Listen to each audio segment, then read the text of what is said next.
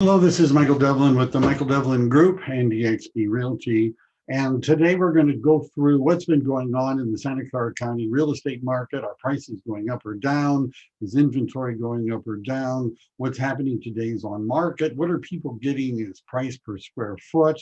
What's happening? Plus, we're going to take a look at some of the predictions for the real estate market into the near future, going all the way through the fall of 2021. The Santa Clara County Real Estate Report for October of 2020. Well, first of all, we're going to look at sales, and we're going to look at sales year to date. And by to date, I mean through the end of October.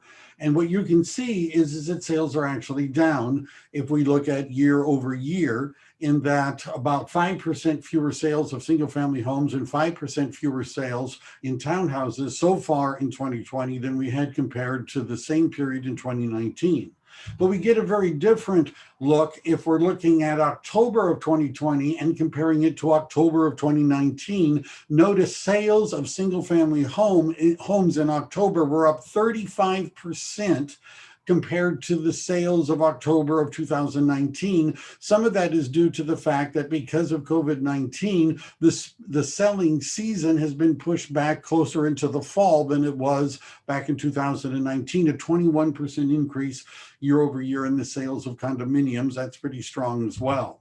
Now, if we're looking at price range, one thing that really jumps out is where are the big increases in the number of sales, and you can see it's in the 1.2 and up. Notice in the 1.6 to 1.8 million dollar range, there's about a 90% increase in the number of sales. By the way, under sales price, that's just the first few numbers. You need to add three more, but that's 1.2 to 1.4 is a 63% increase. Look at a 2 to 3 million and $3 to $5 million have had significant increases in the number of sales, not as much in the lower price ranges. This also translates into sales by marketing areas. And you'll see that certain areas are doing better.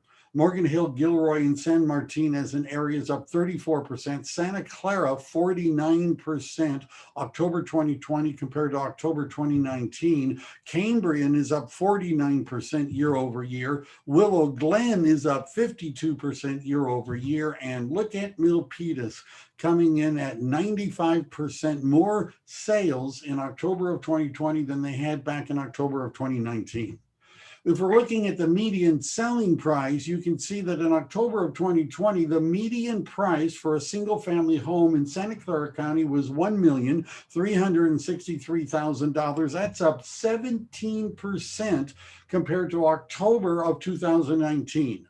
11% increase in the median price of townhomes and a 4% increase in the median price of condominiums. If we look at the list to sales price ratio, we're really asking the question of the list price, how much did the seller get? Did they get everything they were asking for? Did they get a little bit less? Did they get a little bit more? Well, as you can see in October 2020, they got a little bit more. Single family homes on average were selling for 3.3% more than the seller was asking for, above the list price. That's a 4% increase year over year. Townhomes and condominiums, again, a little bit more than what the seller was asking for. That's on average. Now, of course, there were some people getting 10, 15% more than they had listed their home for, and some people getting 10 or 15% less, but this gives you an idea of the strength of the market. The price per square foot ratio sometimes is a better indicator of where values are moving, because the median price is just, well, the median, it's in the middle. And just because it's moving up or down doesn't necessarily mean that the value of your home or any particular home is moving up and down, just that the median price that's being sold. But if we look at how many dollars per square foot people are getting, you can see for single family homes in October of 2020, it was $807 per square foot. That's 11% higher than it was in October of 2019. We have more listings coming on the market in October, but not as many as we had last year.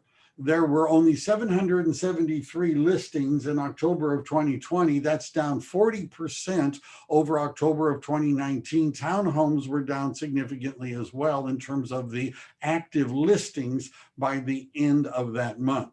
But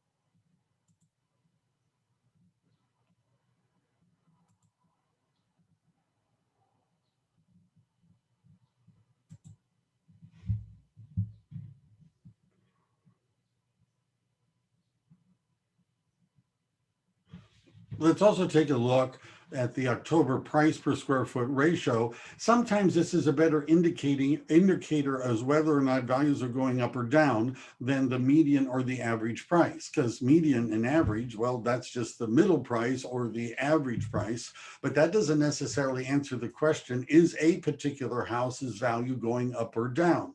But if we look at what people are getting in dollars per square foot, it gives us a different kind of indicator, a different kind of way to evaluate it. So you can see in October of 2020, the average sale went for $807 per square foot for single family homes. That's up 11% over October of 2019.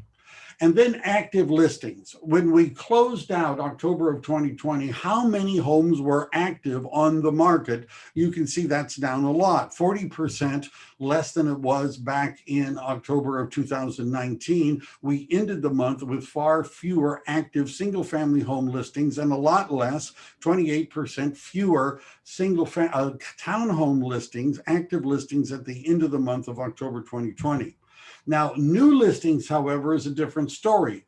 You can see for single family homes, there was a 39% increase in the number of homes that are being put on the market, 60% increase for condos, 37% increase for townhomes. This might be showing that sellers are seeing that now's the time to do it, and they're putting more homes are going on the market than there were last year at this time. How many homes went under contract in October of 2020? We call those contingent or pending listings. 987 single family homes went under contract. That's 28% over what it was in October of 2019. Townhomes also very strong. 193 were sold, 30% more than the 149 from 2019. How long does it take to sell a house in Silicon Valley? And the answer is not very long.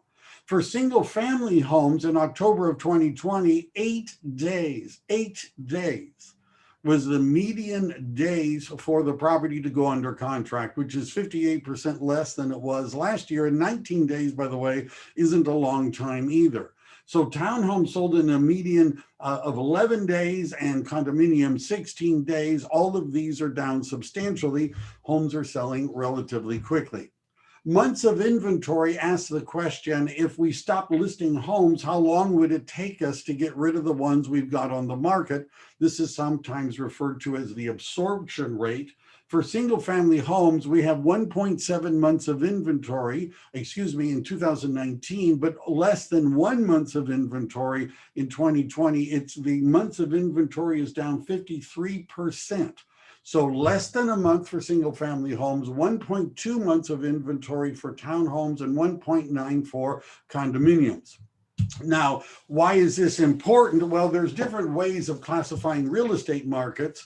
We're generally in the seller's market until we get to 6 months of inventory. Remember, it's less than a month for single family homes in October of 2020. Neutral is between 6 and 7 months, and a buyer's market is when we have more than 7 months of inventory.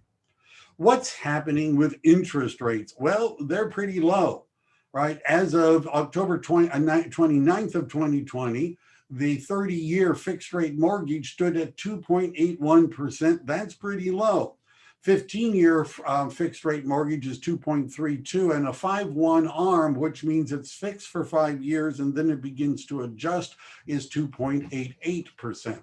And you can see over time how interest rates have fallen. If you go back to September of 2018, when they were sort of peaking, almost hit 5%, and you can follow that trend down to where we are today. And this is what's fueling the buyer demand at this point in time. So market predictions, here we go. What's going to happen in the future? What could go wrong with making future predictions? Well, one is that home prices will continue rising in most cities. It's almost certain that home values will continue to climb next year, at least in most US cities. According to the real estate data company Zillow, the median home value in the United States rose about 5.8% over the past year or so. They projected it's going to go up about 7% over the next year. A recent study by Realtor.com economists in October found that for the country, 12.9% was the average increase in prices year over year. And it's anticipated that that's going to continue into 2021. Another trend is that the housing market inventory is going to remain tight in 2021. According to data collected by the National Association of Realtors, the market inventory, and as you could see in our area as well, has been declining substantially in 2020. According to Realtor.com, right now, our inventory in the United States is down about 38% year over year. And that's likely to continue to remain tight in 2021 unless we start seeing a lot more homes coming on the market, maybe because of defaults, maybe because of the economy. But right now, the housing inventory is going to remain tight. Home sales are going to remain steady going into next year. That's another easy projection because interest rates are probably going to remain low. And the reason we're not selling more homes isn't because we don't have buyers for them, it's because we don't have more homes to sell. And finally, mortgage rates are expected to hover around 3% and stay there for 2021. That's the prediction right now. That's a slight increase over where we are today, but still historically low for interest rates. If you'd like to find out what's going on in your neighborhood, because your mileage may vary, if you want to know if the values are going up or down, reach out to me. We'd love to help we'd love to help you out. Thank you for listening to what's going on in the Santa Clara County real estate market. That's what I look like in a bigger picture. If you're interested in finding out ways to save money when you're selling a home, or how to buy a home in a market like we're in today, or even how to invest in real estate, reach out to me. I'd love to help you.